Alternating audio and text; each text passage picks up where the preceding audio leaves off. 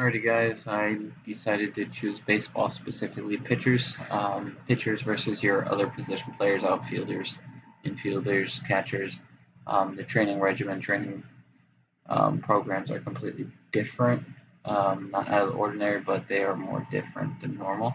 So typically, your pitchers are going to be really detailed during the in season versus preseason. Preseason, they are looking to gain muscle, looking to get fit back into their normal routine of things.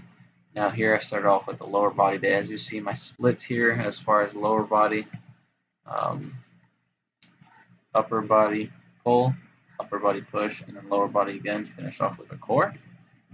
The main reason was that I wanted to give 2 rest days in between lower body. So we have lower body followed by 2 rest days of lower body, focusing on other things. Lower body again, and then 3 rest days to give it that full cycle of rest with the lower body, just because we're mainly going to be hitting the legs the hardest. So I started off with 10-yard sprints and burpees, really to get the aerobic system of things going, blood flow, circulation, and then we're going to jump right into jump squats, no pun intended there, kettlebell deadlifts, and then either your high or your low bar squat, depending on who the individual is, what their preference is. So with most of these lifts, you're not going to see your true heavyweight forms with your typical barbell. Typically, that's going to be because you don't want to put pitchers, especially their shoulders, their arms, or backs, in susceptible positions where they might injure themselves for a higher risk. So typically, we're going to be looking at kettlebells, dumbbells, resistance bands, things of that nature, just different forms of your typical exercises. So here, jump squats, 4 sets to 8 reps. We're really looking to get towards that muscle building phase. We're not looking at as far as longevity, really looking to get as much um, weight and as many reps as possible with lower sets. Here with the legs, really, I put over here in the notes minimal rest time between sets, 2 to 3 minutes, just because we don't want to get too relaxed. And then I have that followed up by standing calf raises and finished off with a 10-minute jog. Of course, cardio pitchers, they're in a susceptible position with standing on a mound for numerous hours in one game. So really, that cardio is going to keep their aerobic system pretty much maintained during the season. And then dead bug, there the note is focus on the core. Dead bugs, I'm learning in apps one, very critical exercise that's so easy, but once you do it right and you focus that core, it's very helpful. So lower body, we're going to go up into the upper body pull day. And as I mentioned, I did split the two between a pull day and a push day. So with a pull day, we're looking to go main lifts as far as pull-ups, of course, body weight, as I said, and then focus into the lat pull-downs. Like I said, we're not going to be looking at a lot of barbell exercises, a lot of heavy weight exercises, something that is going to put us in a susceptible position for injury. So it's really going to be that slow and controlled form of weightlifting, as you can see down by the alternating bicep curls. It's going to be weight that they can handle. And then we're going to be finishing that off with a little bit of another jog and alternating side planks. More cardio, more core, and then an upper push workout. We're going to be looking at your main lifts with push-ups, overhead shoulder press, followed by dumbbell lateral raises, overhead tricep extensions. Still no heavy-duty barbell exercises, as I mentioned. There goes the dead bug again. And then back to lower body, as I mentioned before, we are going to give ourselves 2 rest days in between the lower body, followed by 3 rest days with core, and then 2 actual days off. So on this lower body, we start off with more cardio with the 3-cone drill. Of course, that you can put into various ways depending on what you want to do. For the high-low bar squat, as you can see, I put control the weight. Don't go too heavy where it's going to be overwhelming. And then you have your leg kickbacks, three sets by 10 reps. Good form is really what you want to focus on. Again, at the bottom, we have your cardio and your core workouts to finish it off for a cool down. And then over here in the notes, you can see stay hydrated. And then we're going to finish off that week with core. So along with lower body, the core is really probably going to be the number one thing you want to focus on a pitcher. A strong core, and of course that's going to be pretty much your trunk, anywhere from your chest region to probably mid thigh. We're going to be really going to be focused, honed in on that section.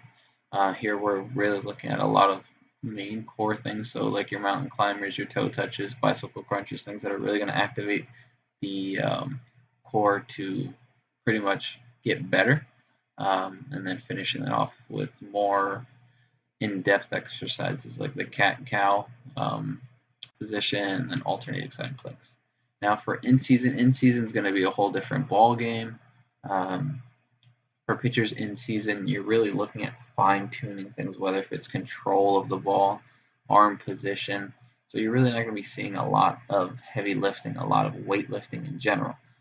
Here, there are going to be more recovery days just because whether if you're a reliever or a starter, pitchers really they have their main days or day that they play followed by multiple rest days just because they are constantly being used if you're a reliever or you're a starter who's playing majority of the game, pitching a long time and using a lot of that arm strength.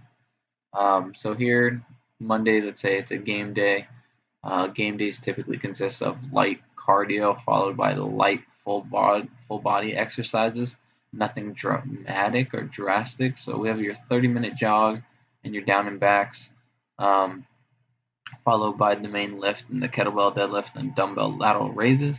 Again, we're not going to be looking for heavy duty exercises, stuff that's going to be a heavy weight, more slow and controlled, especially in season. As I mentioned before, susceptible positions we don't want to be in, whether if that's under a barbell with benching or if that's going to be over a barbell deadlifting and risking our lower back. Um, for a pitcher, really anything that doesn't feel right, it's pretty much going to keep us out of the game. And then one thing down there on the accessory lift is going to be J bands. J bands are a great tool in baseball. It's going to be a resistance band that's specifically used in baseball. Pretty much gives us our full range of motion in any kind of throwing motion. And then lastly, cool down. It's going to be your upper body stretching. Pretty much going to be that's going to be right before the game. So after we play, after we pitch, whether if you're starting or a reliever and you have your rest day, it's really going to be a lot of recovery. So we're going to be doing cardio just to get that lactic acid out, and then followed by a little bit of throwing down there in the main lift, a 60 feet catching session. So 60 feet being your main distance between a catcher and a pitcher. And then over here in the notes, you're looking at a 60 pitch limit at 60% intensity. We won't, of course, be wanting to go full throttle on the intensity the day after. Typically, I mean, that could be even lower, 40 to 50%. Just depends on how high of the pitch limit, how long you did play the day prior. And then we're going to be looking at a lot of medicine ball exercises here. Typically, that's because we're going to be focusing in on the whole body movement, really your core, your trunk. So we have your med ball rotational throws, med ball pitches, single arm med ball throwdowns, things that are going to be mimicking in-game movements for a pitcher, but we're going to be incorporating that medicine ball just because it's going to give us more weight behind it to build more resistance, build up better arm speed. Of course, over here in the notes, you see how I put following pitching motions. That's going to go into that fine tuning, as I mentioned, for the in season. We really don't want to lose track of things like that just because that will mess up the whole focus of the game for us. We're going to go to our throwing day for the third day. We're going to start off with J bands. J bands, you can do numerous of different exercises like you can with regular resistance bands, but more focused on those baseball positions. Our main lift, our main topic here is going to be a long toss, so it's going to be a longer distance throwing period. As you can see, 40 pitches, of course, since it's a longer distance, we're putting more emphasis in energy. So we don't want to pretty much blow out our arm here. 40 pitches is going to be a good amount. Distance-wise, I mean, we're probably looking at foul pole to foul pole at most. Nothing really more drastic than that. And then we're going to be following off with lower half of the body, your resistance lunge walks, resistance crab walks. Like I said, we won't be seeing a lot of heavy duty exercises in season just because it's really going to be focused on recovering between starts or between appearances in a game. And here in the notes, as you can see, full range of motion. We still want to activate every muscle as possible, and we want to make sure that we are incorporating the right movements, not losing focus on how we're performing. Thursday, we are going to be performing another throwing day, just a little bit less, a little bit more minimal. So here we have the isolated rotator cuffs. The rotator cuff for a pitcher, of course, that's going to be the bread and butter right there for us. Rotator cuffs, there's so many different things that you can do. Isolated rotator cuffs, so we're really looking at something with the J-band that you hook it against the fence, put the cuff around your wrist, and you're going to be performing inside pulls with your rotator cuff. You could turn that around and do outside pulls as well. And then we're going to be going to a bullpen session. Here we are looking at a little bit higher intensity because this is going to be mimicking in-game situations. And we're going to be fine-tuning our pitches with control, velocity, arm slot position. And then we're going to be following that up with an upper body workout. So here, lat pull downs, your dumbbell chest press, as I said, continuing that conversation as far as in a susceptible position. We don't want to be in one, so we are looking for those lighter accessories that we are able to perform workouts in. And then finally, a cardio core day, cardio hand in hand with pitching, getting that lactic acid out the body. And then we're going to be following that up with J-band exercises and core exercises to finish it off.